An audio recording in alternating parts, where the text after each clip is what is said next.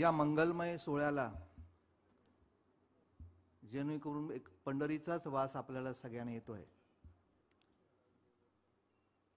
आणि आज सगळ्या या वातावरणामध्ये आदरणीय एकनाथजींच्याच चरित्र ग्रंथाच्या प्रकाशन सोहळ्याला साक्षात राधाकृष्ण हजर आहेत. हे भाग्य आहे आपलं. लेट झालं पण थेट झालं. चरित्र नायकच आम्ही गेली अनेक वर्ष जवळून पाहतो आणि या ग्रंथामागे जर खऱ्या अर्थाने माझ्या मागे कोण उभी राहिली असेल तर आमची माऊली लता माऊली. वहिनींनी मला खूप प्रोत्साहन दिलं आणि मग प्रकाशन करायची वेळ आली त्यावेळी आदरणीय उदयजी माझ्या मागे उभे राहिले. उद्योगपती, हे खरं उद्योग नव्हता त्यांचा. उद्योग मंत्रीनी मला इतकं ज्यावेळी मी जायचो त्यावेळी मला खूप मदत केली. ग्रंथात काय लिहिलंय ते ग्रंथ विकत घेऊन आपण वाचलं तर खूप चांगलं होईल, लेखकाला हीच अपेक्षा असते. पण ज्यावेळी हा ग्रंथ साकारण्याची वेळ आली, लिहायची वेळ आली, शिंदे साहेब तर मला असलं काय मला जमणार नाही सर, हे तुम्ही काय मला शब्दात बांधायचा प्रयत्न करू नका, मी कार्यकर्ता आहे. पण मी पण जिद्दी होतो. मग 1:30 वाजता 2 वाजता 3 वाजता जिथे ज्या ज्या गावात जाल त्या त्या गावात मी त्यांच्या मागे मागे जायचो. आणि एक दिवस मात्र साताराला त्यांच्या गावी योग आला आणि आमच्या वहिनी साहेबांनी सांगितलं, ढवळ सर तुम्ही बसा, मी सगळी व्यवस्था करते. अहो तिथे पण माणसांची गर्दी हो. त्या काळामध्ये मला आठवतं की त्या बुटीमधना पलीकडे जायचं म्हटलं बहुतेक आता या गावात कोणी येणार नाही, पण शिंदेसाहेब जायच्या आधीच हजारो माणसांची गर्दी असायची. पण त्या गर्दीत देखील दर्दी माणसांना ओळखणारी आमची वहिनी हिने आम्हाला साहेबांपर्यंत नेऊन ठेवलं आणि म्हणून हा ग्रंथ इतका साकारला.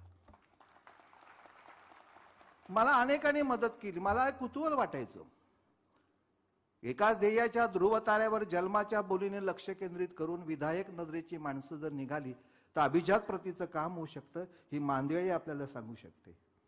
काय विलक्षण मोठी, काय भाग्य. आणखी आयुष्यात काय हवंय हो. इतकी सगळी मोठी माणसं. आदरणीय राज्यपाल तर परवा महाराष्ट्रामध्ये आले आणि आज पहिला त्यांचा कार्यक्रम विठ्ठलांच्या वारीमध्ये. हे देखील एक भाग्य आमचं सगळ्यांचं आहे. मला सगळ्यांची नावं इथे घ्यावीशी वाटतात. अगदी साहेबांचा आमचा प्रभाकर, माझा विद्यार्थी खरा, प्रभाकर काळे, फोन न उचलणारा. त्याला जर कधी डिग्री द्यायची वेळ जर आली तर मला असं वाटतं आदरणीय कुलगुरू आहात आपण, तुम्हीच त्यांना एकदा आमच्या पीएला डिग्री देऊन टाका. फोन न उचलला आमचा प्रभाकर खरा, तो माझा विद्यार्थी. पण तो फोन का उचलत नव्हता ह्याचं कारण मला आज कळलं की जसं साहेबांनी मला होकार दिल्यानंतर प्रत्येक फोन तो माझा उचलायला लागला होता. जसं वहिनी आमच्या कधी कधी फोन उचलायच्या नाहीत, कारण वहिनींना माहिती आहे ढवळ सर एकच विचारणार, प्रकाशन कधी करायचं, प्रकाशन कधी करायचं.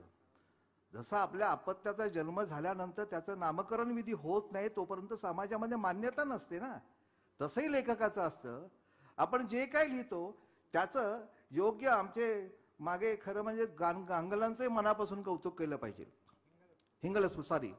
ग्रंथालीनी जो काही मला साथ दिली, अनेकांची नावं घेता येतील. आमचे आदरणीय त्या काळामध्ये साहेबांबरोबर भूषण गगराणे सर होते, त्यांनी मला वेळ दिला.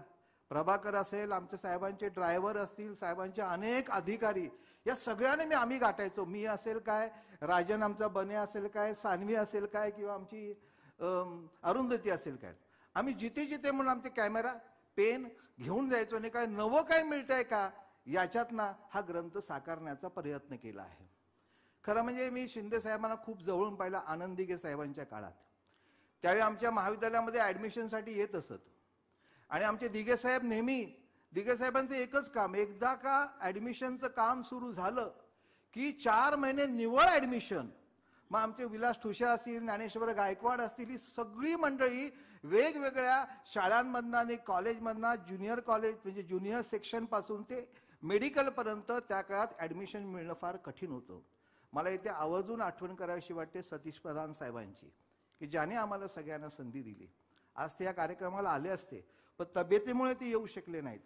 त्या प्रधान साहेबांबरोबर आम्ही सगळेजण काम करणारी मांडली. दिघे साहेब आमचे काम करायचे, पण दिघे साहेब मात्र नेहमी असं म्हणायचे, ढवळ सर माझ्याकडे मी एकमेव असा माणूस आहे, सगळ्या नगरसेवकांना मी एकत्र करतो, त्यांची यादी तयार करतो आणि मग ऍडमिशनला तुमच्याकडे येतो. मला माहिती आहे की तुम्ही 3 माणसांना अटेंड करता. एकदा रागवले माझ्यावरती. म्हटलं साहेब कोणाला ऍडमिशन देतो? आता मी ऍडमिशन कमिटी चेअरमन असल्यामुळे तेवढा अधिकार असतो.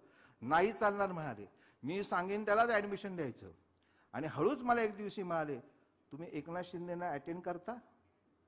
म्हटलं नाही कळलं साहेब. नाही तुम्ही त्यांना ऍडमिशन देता असं म्हणाले.